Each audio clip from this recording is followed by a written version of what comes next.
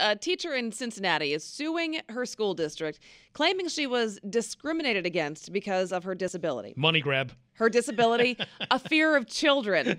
We're joined by WGY legal analyst Paul Harding of Martin Harding and Mazzotti. Good morning, Paul. Hey, Paul. Good morning, guys. Good morning. So apparently this is a phobia, and she claims that she was originally teaching high school. It wasn't a problem, but due to some budget cuts and restructuring, she was sent to the middle school teaching 7th and 8th graders, and that triggered her fear of young children.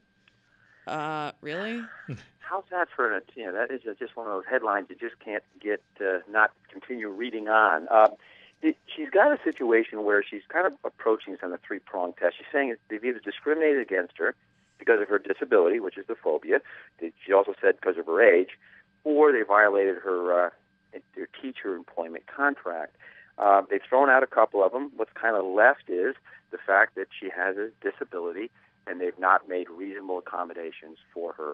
But it does seem kind of outrageous as you read the facts, certainly quickly. I kind of see this as like, if I got fired or they reassigned me here, that I could say, well, I have a fear of public speaking, so you're discriminating against me because of my phobia. Kind of part of the job, right? Well, certainly in your job, yeah, that would you would be escorted out the door very quickly. As a general proposition, of course, in New York State, people are always surprised when they hear about this. That most of us are at-will employees, meaning you can be let go for any reason. They don't like the color of your shoes. They don't like your voice. They don't like what you're doing. They just can't get rid of you for what we call the big four: race, gender, religion, and age. And so, but what you said, absolutely true. What she's saying is, hey, they did do an accommodation for me. They kept me in the high school. And as soon as I started raising some trouble about the way the programs are being handled in the high school or being eliminated, they now put me down in the middle school knowing I couldn't take it and forced a retirement. I don't think this is going anywhere.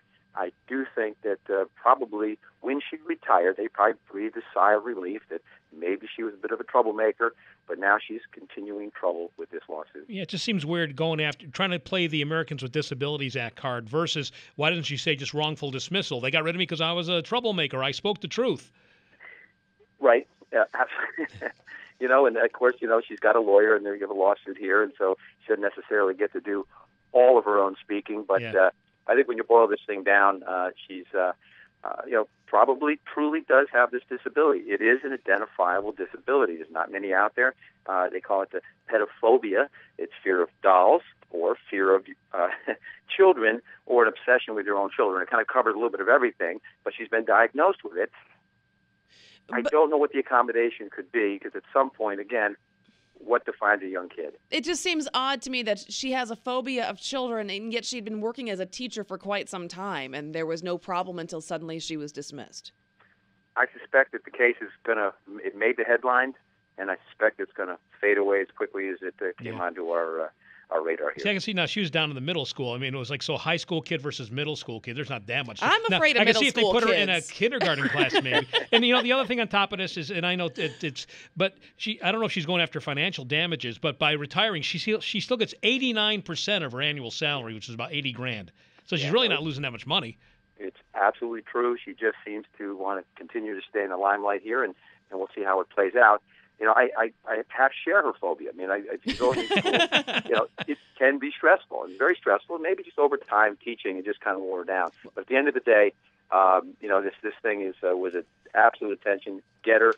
They've thrown out 3 of the 6 causes of action, and we'll see where the other 3 go. WGY legal analyst Paul Harding of Martin Harding and Mazzotti, 1-800-LAW-1010. Thanks, Paul. Okay, guys. Thank you. Take Bye-bye. care.